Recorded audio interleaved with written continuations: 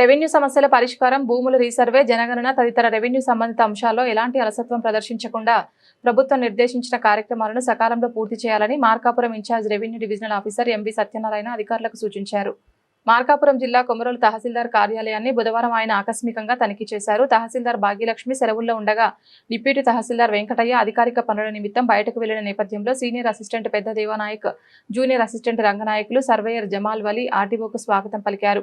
అనంతరం కార్యాలయంలో నిర్వహించిన సమీక్షా సమావేశంలో భూముల రీసర్వే పురోగతి, సమస్యాత్మక ప్రాంతాలు, జనగణన పెండింగ్ పనులు, భూ రికార్డుల నిర్వహణ, రెవెన్యూ సంబంధిత హాజరు పనితీరు తదితర అంశాలపై సర్వేయర్లు, కార్యాలయ సిబ్బందితో చర్చించారు.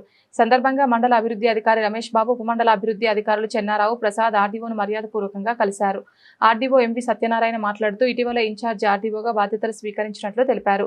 మార్కాపురం జిల్లాలోని తహసీల్దార్ కార్యాలయ పనితీరుపై అవగాహన పెంపొందించుకునేందుకు తనిఖీలు నిర్వహిస్తున్నామని, అందులో భాగంగానే కొమరోలు కార్యాలయాన్ని సందర్శించినట్లు చెప్పారు.